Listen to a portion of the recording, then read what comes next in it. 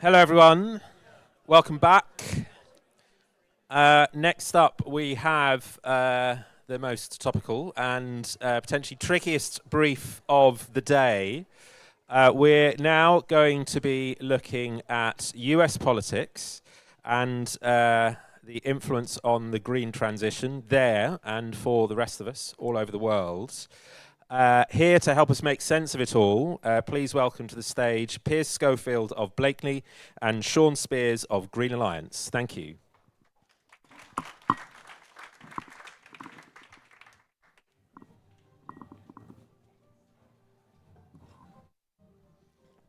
Hello, everybody. Thank you very much for joining us. It's good timing to be discussing the American election.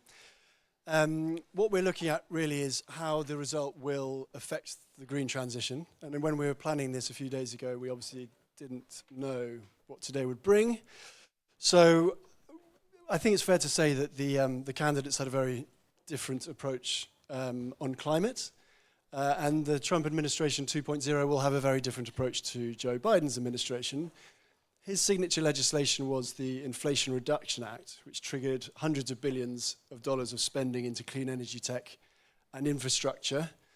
So it'll be very interesting to see what happens next. I'm very pleased to be joined with SHAUN, who's Executive Director of the Green Alliance, an independent think tank based here in London, working with leaders in business, NGOs and politics to help craft ambitious climate policy.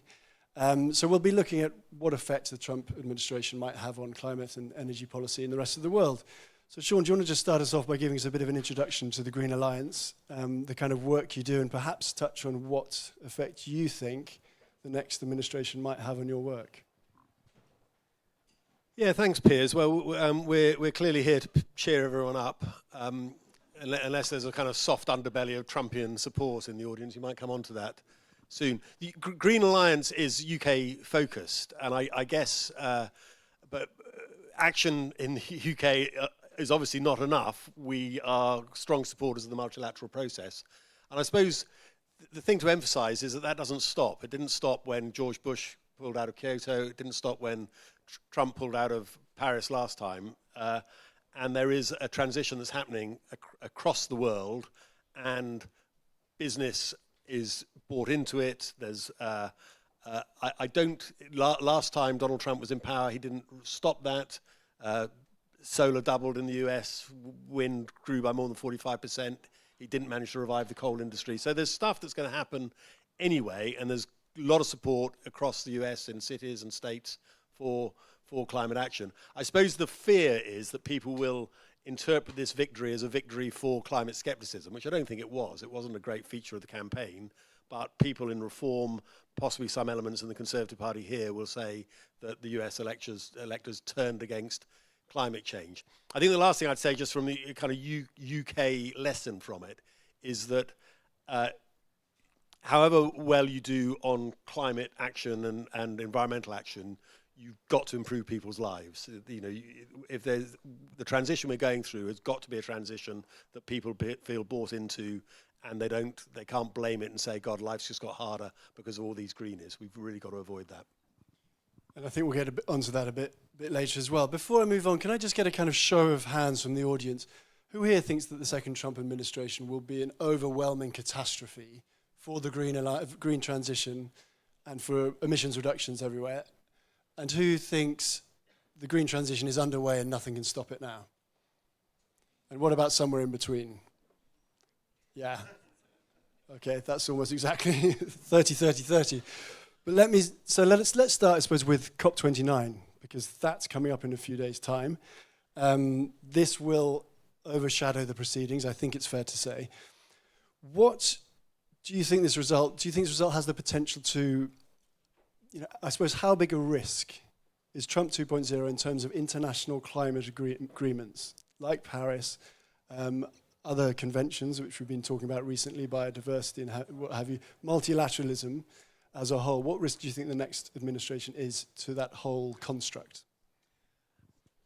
I think the US might pull out, as they did before, but I think it will carry on, and there's enough of the world's economies that are bought into addressing the climate that will carry on, I think it's really incumbent on a country like the UK to work much more closely with the EU than we have, and show that kind of EU, European leadership. It's incumbent on us to work with China and the Commonwealth and the small island states, etc. I think the process will carry on. And Baku, I don't think people had great hopes for Baku anyway, but that will be, the US will be led in Baku by John Podesta and the Biden administration, not by Donald Trump. So hopefully we can have a good outcome to the COP. And do you think there's a sense anyway, for example, on climate finance, which is going to be a big deal at COP, that whether the administration is Republican or Democrat, until now they've not actually put up all the spending necessary. Do you think that overall internationally the US has withdrawn a little bit anyway, whether it's Biden or Trump before that, and so therefore it's incumbent on other countries to be the leaders now? It's incumbent on them. Whether they will or not, I don't know. The world's not got a great record on climate finance, has it? But and of course, I haven't seen the full outcome of the US election results yet, but it looks like the House and Senate will both be held by the Republicans. So I don't think we'll be looking for much climate finance from the US. And what about that point about working together with the EU? What does that mean for the UK? What does that look like in terms of sort of combating the risk, if you like, from a next Trump administration in terms of international climate diplomacy? It's a big reset, isn't it? I think at the moment the UK is sort of tiptoeing into closer relations with the EU, and the EU is perhaps tiptoeing into close relations with the UK. But we have a common interest in COPs and should be working really closely together. But I think also the whole sense in which the UK and the EU get sucked into a bipolar world with China on the one side and the US on the other, and China, US as our friends and China as our enemies. When it comes to climate action, it's not necessarily the case in the next 4 years that China is going to be the enemy and the US the friend. So I think there's a whole diplomatic reset that needs to be thought about in the coming years. And what about the UK's role? I think the Green Alliance has a very close eye on sort of climate policy in the UK. What is the UK's role? What should it be in the next 4 years? I think the UK's role is partly showing that you can achieve a green transition and remain popular.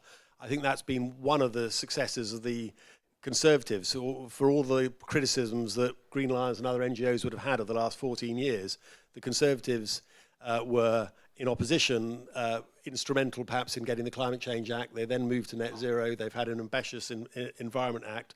And the Conservative Environment Network has been kind of going around to Conservative parties around the world saying you can be progressive on the environment and achieve economic growth and win elections. And I don't think anybody thinks that the last election was lost by the Conservatives because they were too green. In fact, if anything, they stood against their record and tried to trash their record after Rishi Sunak became the Prime Minister. So I think what Labour need to show is that you can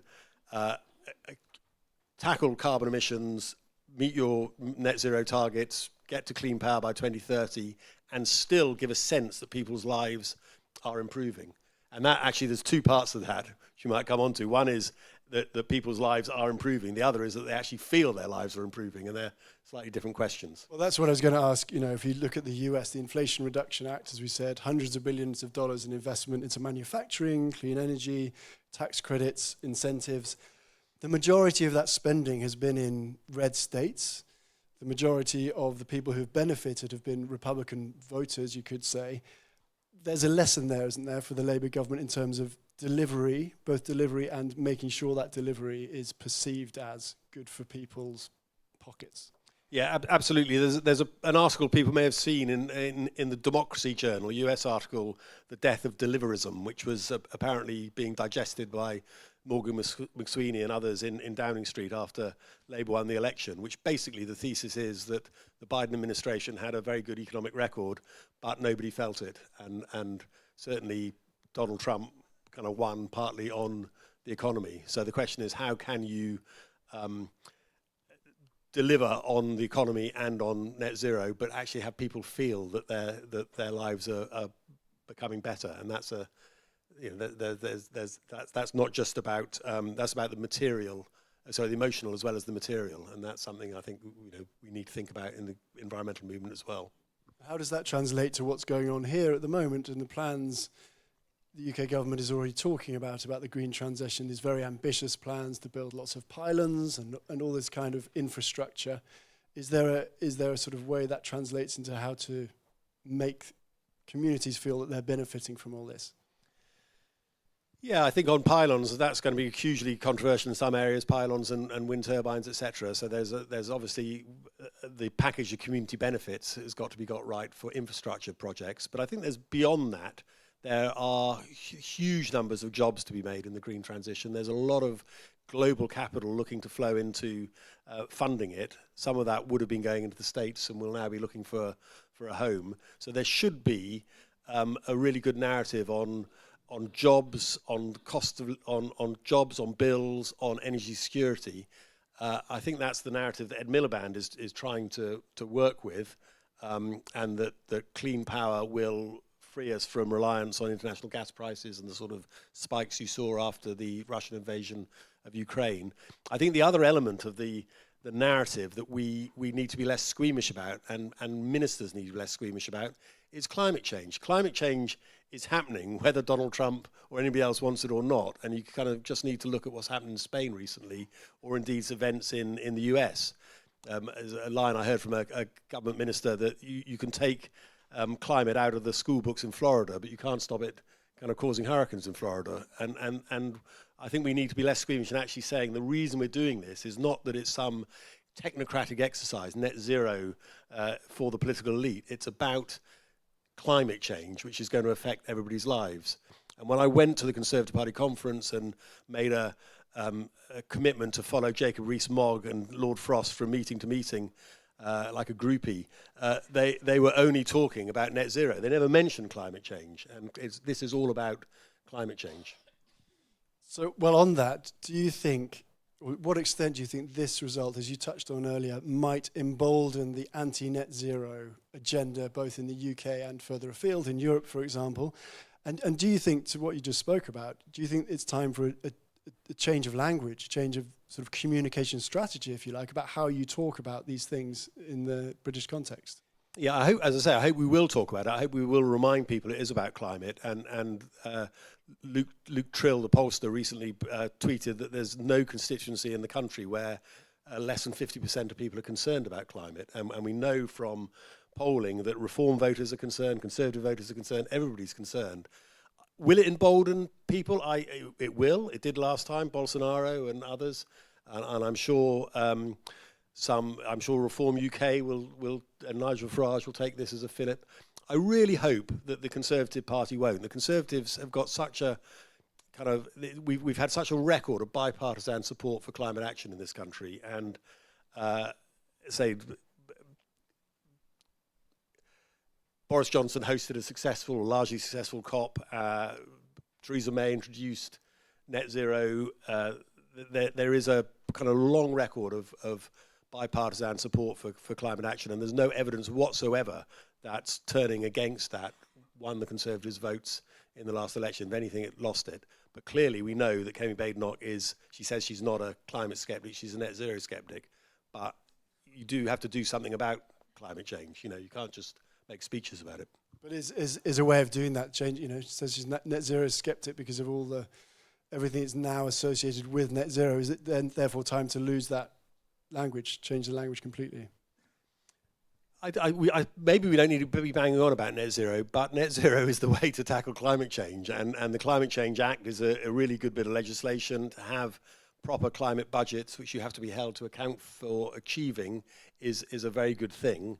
And it was supported by the Conservatives. I think it's a terrible shame that actually not only Kemi Badenoch but also Claire Coutinho seem to be turning against it and saying it's sort of this is imposition by a quango or whatever. It really isn't. It's a way of ensuring that government does what it says it's going to do.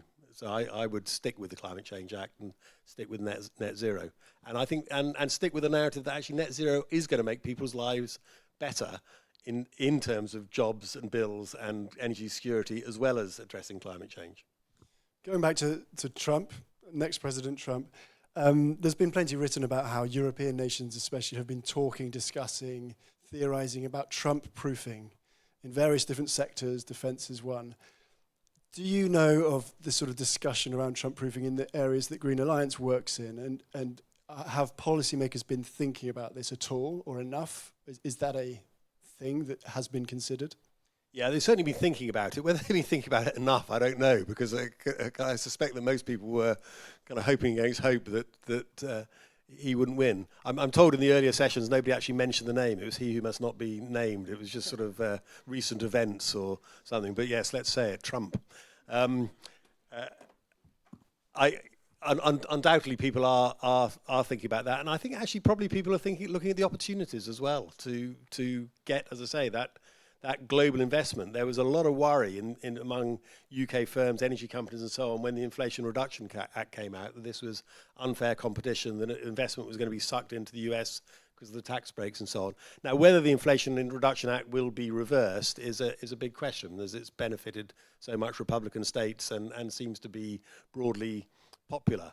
But if it is, and in any case, there will be a sense that there's less government support for the transition in the US, so there will be firms in the UK, I'm sure, that are looking to take advantage of it, because the transition isn't going to stop around the world. And I think the US is making a bad economic error if it thinks that it can kind of go it alone on this.